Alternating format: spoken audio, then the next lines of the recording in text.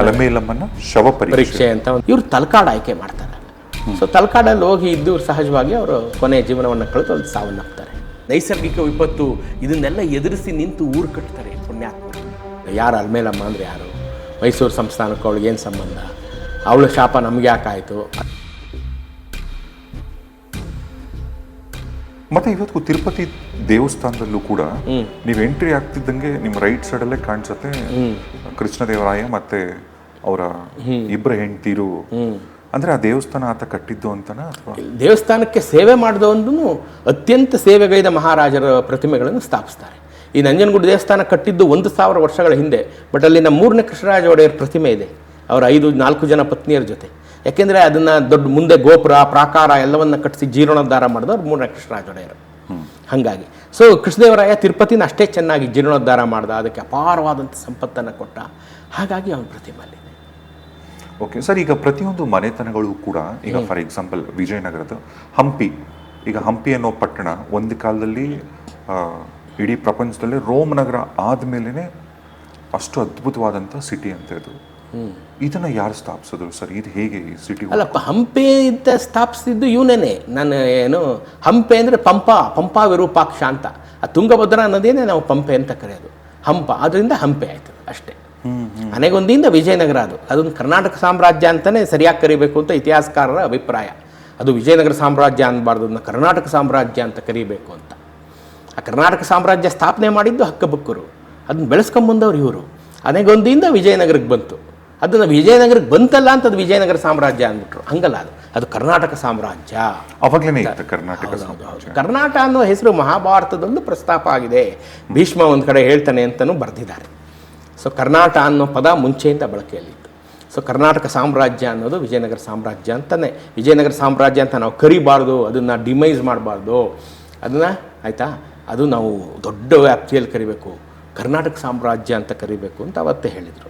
ಅಲ್ಲ, ಕೆಲವೊಂದು ಇತಿಹಾಸಕಾರರು 1900 ಈಗ ಯಾವಾಗ ಮೈಸೂರು ಸಂಸ್ಥಾನ ಕರ್ನಾಟಕ ಆಯ್ತಲ್ಲ, ಅವಾಗ ಮರುನಾಮಕರಣ ಮಾಡಿದ್ರಲ್ಲ ಕರ್ನಾಟಕ ಅಂತ. ಅದೀಗ 1956 ಅಲ್ಲಿ. ಅವಾಗ ಆ ಹೆಸರು ಇಟ್ಕೊಂಡಿದ್ದ ಕಾರಣ ಏನು ಅಂದ್ರೆ ಕರ್ನಾಟಕ, ಕರುನಾಡು ಅಂದ್ರೆ ಎತ್ತರದ ಪ್ರದೇಶ ಅಂತ, ಅದಕ್ಕೋಸ್ಕರ ಇಟ್ರು ಅಂತ ಹೇಳ್ತಾರೆ. ಅಲ್ಲ, ಅವಾಗ ಏನಕ್ಕೆ ಬಂತು ಅಂತ ಅದು ತುಂಬ ಜಿಜ್ಞಾಸೆ ಇದೆ. ಅಂದರೆ 5-6 ಅಭಿಪ್ರಾಯಗಳಿದೆ. ಅವರು ತಮ್ಮ ಅನುಭವದ ವ್ಯಾಪ್ತಿಯಲ್ಲಿ ಏನೇನು ತೋಚಿತು ಅಂತ ಹೇಳಿದ್ದಾರೆ. ನಾವು 56ರಲ್ಲಿ ಏಕೀಕರಣ ಆದಾಗ ಮೈಸೂರು ಸಾಮ್ರಾಜ್ಯ ಅಂತಲೇ ಇತ್ತು, ಮೈಸೂರು ರಾಜ್ಯ ಅಂತಲೇ ಇದಿತ್ತು, ಸ್ಟೇಟ್ ಆಫ್ ಮೈಸೂರು ಅಂತಲೇ ಇತ್ತು. 73ನಲ್ಲಿ ಇದು ಕರ್ನಾಟಕ ಅಂತ ಎಲ್ಲರೂ ಇಲ್ಲ, ಇದನ್ನು ಕರ್ನಾಟಕ ಅಂತ ಮಾಡಬೇಕು, ಇದನ್ನು ಪುನಃ ನಾವು ಕರ್ನಾಟಕ ಸಾಮ್ರಾಜ್ಯದ ವೈಭವವನ್ನು ತಗೊಂಬರ್ಬೇಕು, ಕರ್ನಾಟಕ ಅಂತಲೇ ಮಾಡಬೇಕು ಇದನ್ನು ಅಂತ ಎಲ್ಲ ಒಕ್ಕರಲಿಂದ ತಂದರು.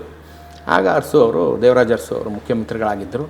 ಆಯಿತು, ಅವ್ರು ಮೈಸೂರಿನವ್ರು ಆಗಿದ್ದರೂ ಸಹ ಆಯಿತು ಕರ್ನಾಟಕ ಅಂತಲೇ ಮಾಡೋಣ ಅಂಥೇಳಿ ಕರ್ನಾಟಕ ಅಂತ ಮಾಡಿದ್ರು.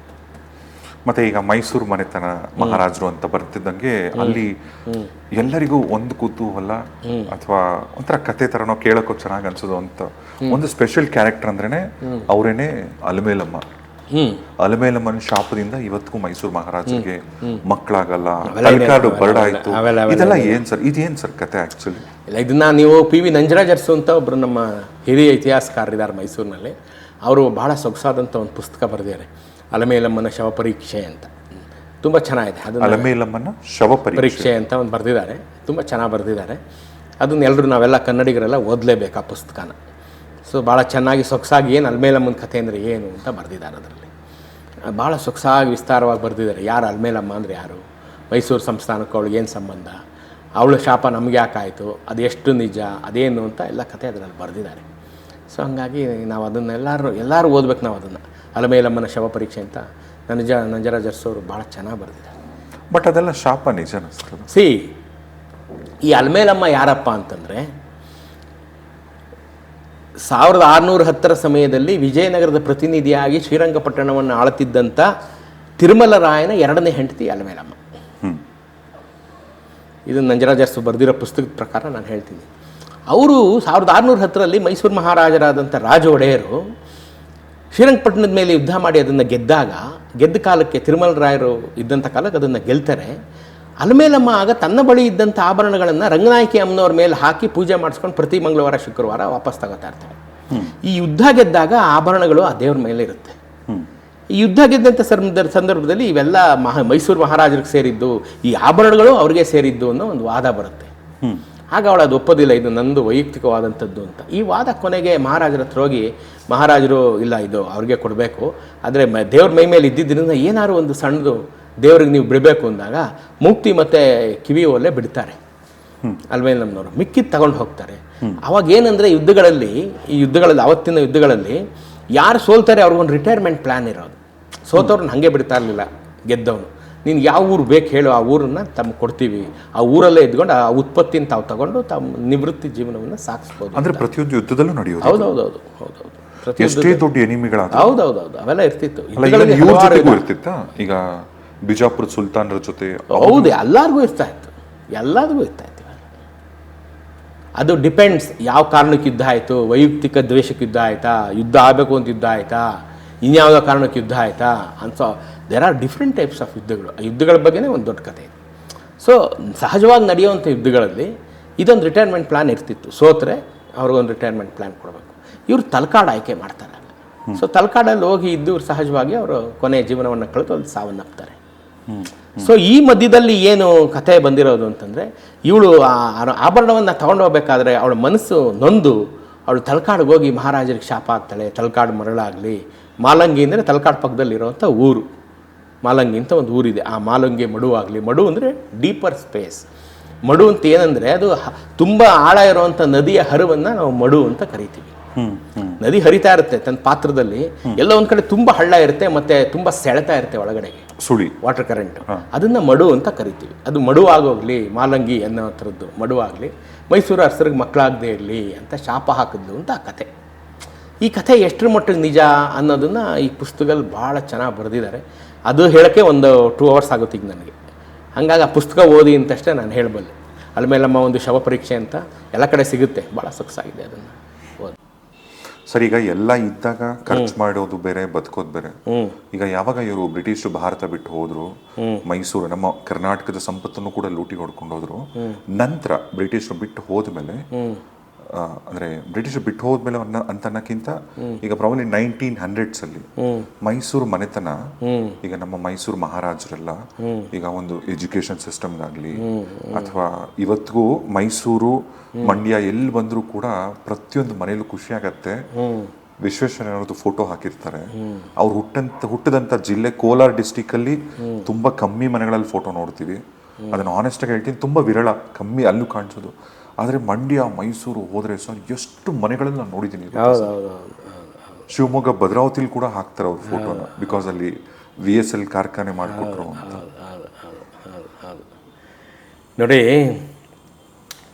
ಬ್ರಿಟಿಷ್ನವರು ನಮ್ಮನ್ನು ತುಂಬ ವ್ಯವಸ್ಥಿತವಾಗಿ ನಾಶ ಮಾಡಿಬಿಟ್ಟೋದು, ತುಂಬ ವ್ಯವಸ್ಥಿತವಾಗಿ ನಾಶ ಮಾಡಿಬಿಟ್ಟೋದು. ಎಷ್ಟು ವ್ಯವಸ್ಥಿತವಾಗಿ ನಮ್ಮನ್ನು ನಾಶ ಮಾಡಿದ್ರು ಅಂದರೆ, ಅವ್ರು ನಾಶ ಮಾಡಿದರೆ ಅಂತ ಗೊತ್ತಾಗೋಕ್ಕೆ ನಮ್ಗೆ ಇಷ್ಟು ವರ್ಷ ಬೇಕಾಯಿತು. ಹಂಗೆ ನಾಶ ಮಾಡಿಬಿಟ್ರು. ನಮ್ಮ ಜೀವನ ವಿಧಾನವನ್ನು ಬದಲಿಸ್ಬಿಟ್ರು. ಅಕ್ಕಿ ಗೋಧಿ ಬೆಳೀತಿದ್ದವನ್ನ ಅಫೀಮ್ ಗಾಂಜಾ ಬೆಳಿ, ಹತ್ತಿ ಬೆಳಿ ನೀನು ಅನ್ನೋದಕ್ಕೆ ಶುರು ಮಾಡಿದ್ರು. ಅವ್ರಿಗೇನು ಅನುಕೂಲ ಅದನ್ನು ಬೆಳೆಯೋಕೆ ಬಿಟ್ಬಿಟ್ರು. ನಮ್ಮ ಸ್ಕಿಲ್ ಸೆಟ್ಟನ್ನೆಲ್ಲ ನಾಶ ಮಾಡಿಬಿಟ್ರು. ನಮ್ಮಲ್ಲಿ ಬೇಕಾದಷ್ಟು ಸ್ಕಿಲ್ ಸೆಟ್ ಇತ್ತು.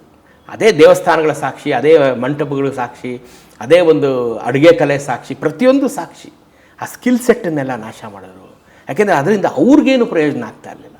ಅವ್ರಿಗೆ ಪ್ರಯೋಜನ ಆಗೋವಂಥದ್ದನ್ನು ಬಳಸ್ಕೊಳ್ಳೋದಕ್ಕೆ ಶುರು ಮಾಡಿದ್ರು. 100 ತೆರಿಗೆಗಳನ್ನು ಹಾಕಿ ಜನರನ್ನು ಗುಲಾಮರನ್ನಾಗಿ ಮಾಡಿಕೊಂಡು ಕಾಡನ್ನೆಲ್ಲ ಕಡ್ಕೊಂಡು ಸಂಪತ್ತನ್ನೆಲ್ಲ ತೊಗೊಂಡೋದ್ರು. ಇಲ್ಲಿನ ಎಕೋಸಿಸ್ಟಮ್ನೇ ಸಂಪೂರ್ಣ ನಾಶ ಮಾಡಿಬಿಟ್ರು ಬ್ರಿಟಿಷ್ನವರು. ಇಂಥ ನಾಶ ಆಗ್ತಿರತಕ್ಕಂಥ ದುರಿತ ಕಾಲದಲ್ಲಿ 1876 ನಾನು ಮೊನ್ನೆನೂ ಸ್ವತಂತ್ರ ದಿನಾಚರಣೆಯಲ್ಲಿ ಮಾತು ಹೇಳಿದೆ.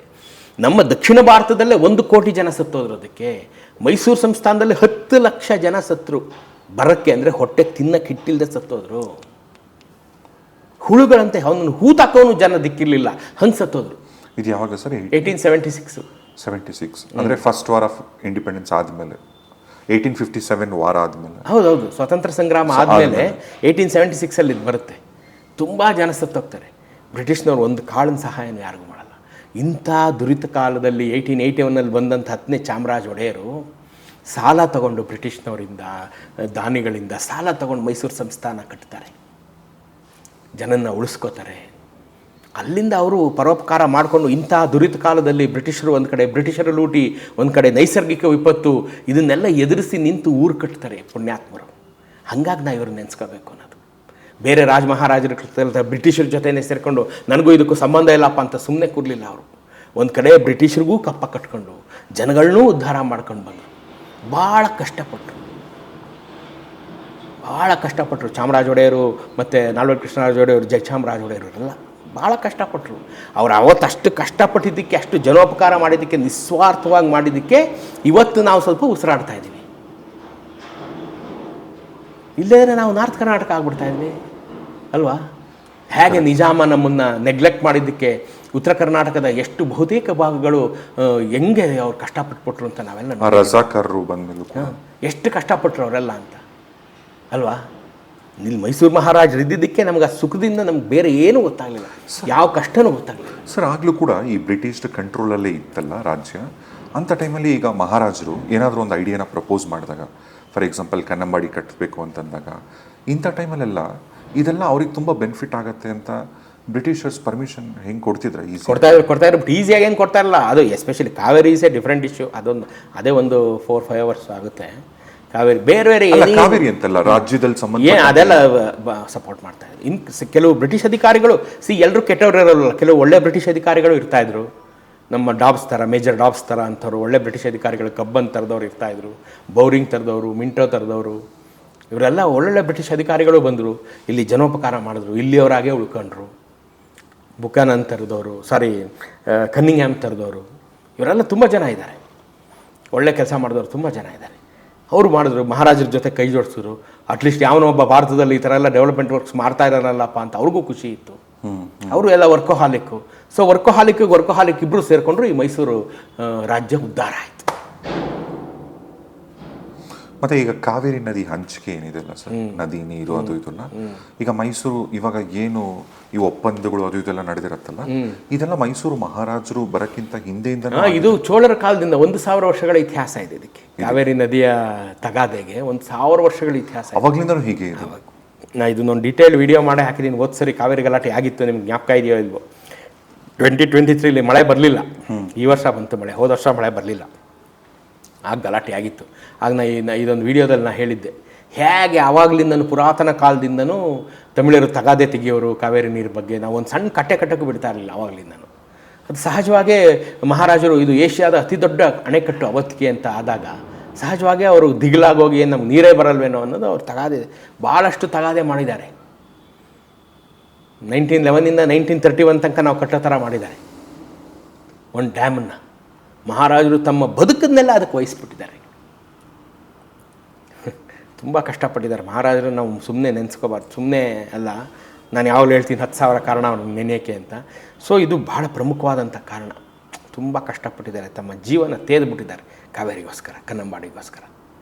ಅದರಿಂದ ಇವತ್ತು ನಾವು ಎಂಜಾಯ್ ಮಾಡ್ತಾಯಿದ್ದೀವಿ, ನಾವು ಇವತ್ತು ನೀರು ಕುಡಿತಾ ಇದ್ದೀವಿ. ಸರ್ ಈಗ ಅವರ ಸಾಧನೆಗಳು, ಅವ್ರ ಜನಕ್ಕೆ ಮಾಡಿದಂಥ ಉಪಕಾರಗಳು ಇವೆಲ್ಲ ನೋಡಿ, ಈಗ ನೀವು ಹೇಳಿದ್ರಿ ಕಣ್ಣಾರೆ ನೀವು ಕಂಡಿದ್ದೀರಾ ಕೆಲವೊಂದೆಲ್ಲ.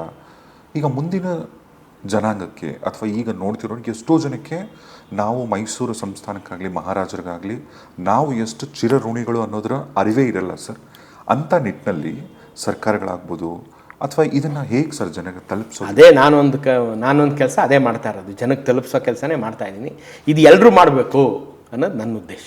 ಎಲ್ಲರೂ ಮಾಡಬೇಕು ಇದನ್ನು. ಸರ್ಕಾರಗಳು, ಸಂಘ ಸಂಸ್ಥೆಗಳು, ಶಾಲಾ ಕಾಲೇಜುಗಳು, ಯೂನಿವರ್ಸಿಟಿಗಳು ಇವೆಲ್ಲ ಮಾಡಬೇಕು. ಎಲ್ಲ ಕಡೆಯಿಂದ ಹೇಳಬೇಕು ಮಕ್ಕಳಿಗೆ. ಓದೋ ಮಕ್ಳಿಗೆ ತಲೆಗಿಟ್ಟರೆ ಅವ್ರಿಗೆ ಸಾಯೋವರೆಗೂ ತಲೆಯಲ್ಲಿರುತ್ತೆ.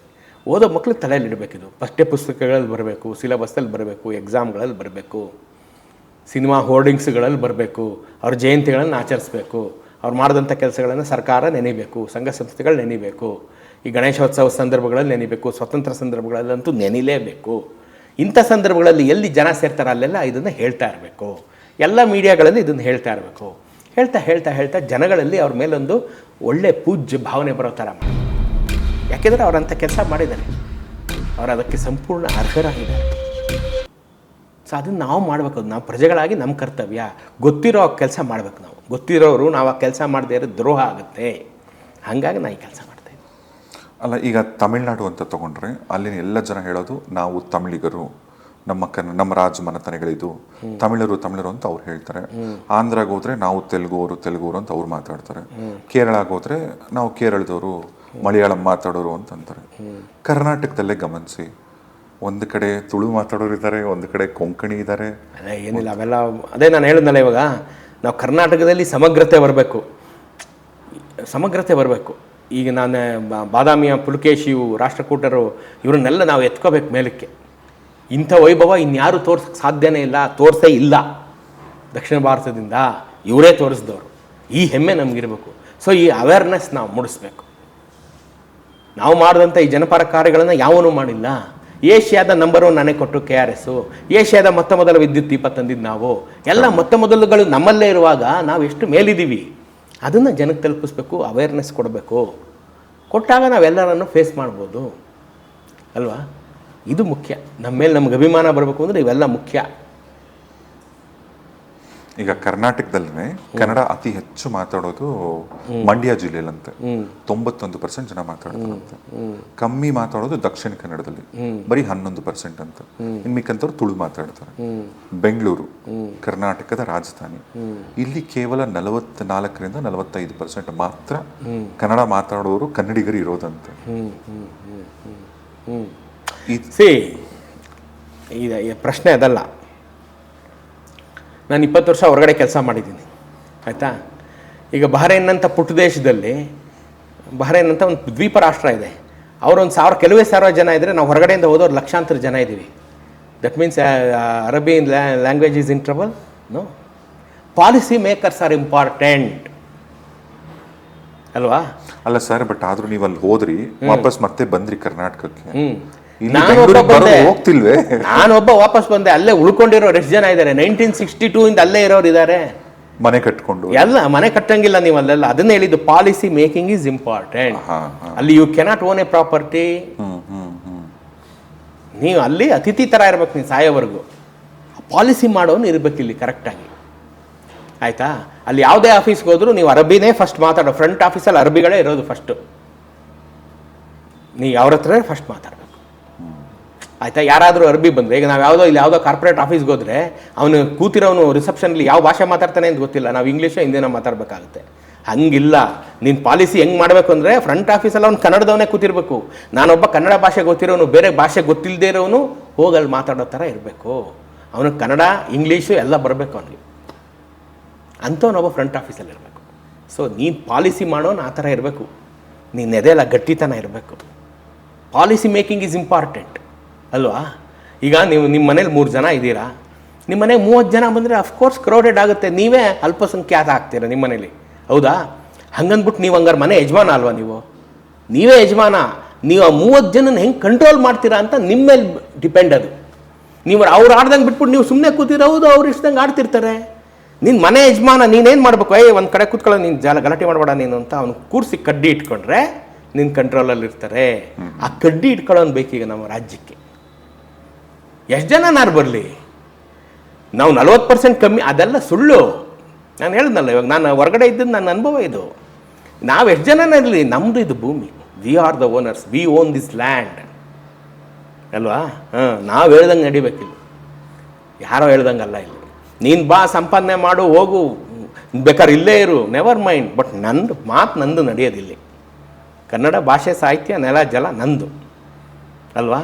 ನೀನು ಬಂದಿರೋಕ್ಕೆ ನಾನು ಕೆರೆ ಮುಚ್ಚಿದ್ದೀನಿ, ಹೊಲ ಮುಚ್ಚಿದ್ದೀನಿ, ಗುಬ್ಬಚ್ಚಿಗಳು ಸಾಯಿಸಿದ್ದೀನಿ, ಕಾಡು ಕಡ್ದಾಕಿದ್ದೀನಿ, ನದಿಗಳು ಹಾಳು ಮಾಡಿಬಿಟ್ಟು ಅದ್ರ ಮೇಲೆ ನೀನು ಬಂದಿರೋದಿಲ್ಲಿ ಅಲ್ವಾ?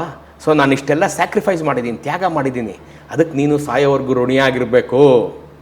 ಅದನ್ನು ನಾನು ಪಾಲಿಸಿ ಮಾಡೋನು ಕಡ್ಡಿ ಇಟ್ಕೊಂಡು ಹೇಳಬೇಕು ಅವನಿಗೆ ಅಲ್ವಾ? ನಾವೇ ಹೋಗಿ ಅವನ ಜೊತೆ ಸೇರ್ಕೊಂಬಿಟ್ರೆ ಆಗಬಾರ್ದು. ಅಲ್ಲ, ಇದೇ ಥರ ಮಾತಾಡ್ರೆ ಇವರೊಬ್ರು ಒಂದು ಪ್ರಶ್ನೆ ಮಾಡ್ತಾರೆ, ಯಾರೋ ಪ್ಯಾಸೆಂಜರ್ ಒಬ್ರು ಕೂತ್ಕೊಂಡಾಗ ಕನ್ನಡಲ್ಲಿ ಮಾತಾಡಿ ಅಂತ. ಅದನ್ನು ವಿಡಿಯೋ ಮಾಡಿ ದೊಡ್ಡ ಇಶ್ಯೂ ಮಾಡಿದ್ರು. ಕರ್ನಾಟಕದಲ್ಲಿ, ಬೆಂಗಳೂರಲ್ಲಿ ಕನ್ನಡಿಗರಿಂದ ಅದ್ದು ಇದ್ದು ಅಂತ ಮಾಡ್ತಾರೆ. ಕನ್ನಡಿಗರಿಂದ ದಬ್ಬಾಳಿಕೆ ಅಂತೆ ಸರ್. ಅಲ್ಲ, ಮಾಡ್ತಾರೆ. ಯಾಕೆ ಅಂತಂದರೆ ಅವರನ್ನು ಆ ಥರ ಕೊಬ್ಬದಕ್ಕೆ ಬಿಟ್ಟಿದ್ದೀವಿ ನಾವು ಅಲ್ವಾ? ಕೊಬ್ಬಿದ್ದಾರೆ ಅವ್ರೀಗ. ನೀನು ಪಾಲಿಸಿ ಮಾಡೋನು ನಿನ್ನ ಹತ್ರ ಏನೂ ಇಲ್ಲ, ಧೈರ್ಯ ಇಲ್ಲ ನಿನ್ನ ಹತ್ರ. ಆ ಥರ ಪಾಲಿಸಿ ತರಕ್ಕೆ ನಿನ್ನ ಕೈಲಿ ಆಗಲ್ಲ. ಸೊ ಅಂಥ ಅವ್ರ ಕೈಯಲ್ಲಿ ನಾವಿದ್ದೀವಿ. ಪಾಲಿಸಿ ಮಾಡೋನು ಕರೆಕ್ಟಾಗಿದ್ದೀರಾ, ಅವನು ಕರೆಕ್ಟಾಗಿರ್ತಾನೆ ಅಲ್ವಾ? ಅಲ್ಲ, ಇಲ್ಲೇ ಇರೋರು ಫಸ್ಟ್ ಕ್ಲಾಸು ಡಿಸ್ಟಿಂಕ್ಷನ್ ತೊಗೊಂಡವ್ರು ಕೂಡ ಕೆಲ್ಸಕ್ಕೆ ಕಾಯಬೇಕು. ಅದೇ ಎಲ್ಲೋ ಯಾರೋ ಓದ್ ಬಂದವರು ಬೆಂಗಳೂರಲ್ಲಿ ಲಕ್ಷಾಂತರ ರೂಪಾಯಿ ದುಡ್ಕೊಂಡು ಇವ್ರು ಆರಾಮಾಗಿರ್ತಾರೆ. ನೀವು ಹೇಳ್ದಂಗೆ ಅದು ಕನ್ನಡಿಗರು ಉದ್ಯಮಿಗಳಾಗಬೇಕು ನಾವ್ಯಾಕೆ ಇನ್ನೊಬ್ಬನ ಹತ್ರ ಕೆಲಸ ಮಾಡಬೇಕು, ನಾನೇ ಒಂದು ಸಂಸ್ಥೆ ಸ್ಥಾಪನೆ ಮಾಡಬೇಕು ಅನ್ನೋದು ಪ್ರತಿಯೊಬ್ಬ ಕನ್ನಡಿಗನಿಗೆ ಬರಬೇಕು. ಒಬ್ಬ ಕನ್ನಡಿಗ ಸಂಸ್ಥೆ ಸ್ಥಾಪನೆ ಮಾಡಿದ್ರೆ ಅವನು ಅಫ್ಕೋರ್ಸ್ ಅವನು ಜನರಲ್ ಆಗಿ ಸಹಜವಾಗಿ ಕನ್ನಡಿಗರನ್ನೇ ಕೆಲಸಕ್ಕೆ ಇಟ್ಕೋತಾನೆ. ನಾನು ಯಾಕೆ ಬೇರೆ ಊರನ್ನ ಅವ್ನು ಕರ್ಕೊಂಬಂದು ಇಟ್ಕೋತೀನಿ? ನಿಜ. ನಾನು ಯಾವನಾಗಲು ಇನ್ನೊಬ್ಬನ ಹತ್ರ ಆಫೀಸಿಗೆ ಕೆಲ್ಸಕ್ಕೆ ಹೋಗ್ಬೇಕಾರೆ ಅವನು ಯಾರು ಇರ್ತಾನೆ ಅವ್ನು ಕರ್ಕೊಂಬಂದಿರ್ತಾನೆ. ಕನ್ನಡಿಗ ನೀನು ಸಂಸ್ಥೆ ಕಟ್ಟಬೇಕು, ಕಂಪನಿ ಕಟ್ಟಬೇಕು ಅಲ್ವಾ?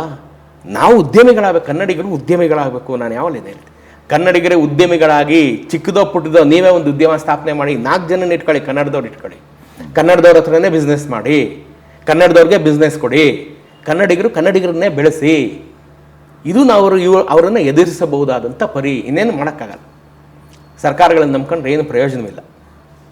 ಕನ್ನಡಿಗರೇ ನಾವೇ ಒಂದಾಗಿ ನಿಂತು ಇವ್ರನ್ನ ಎದುರಿಸ್ಬೇಕು. ನಮ್ಮಲ್ಲಿ ಒಗ್ಗಟ್ಟು ಬೇಕೀಗ.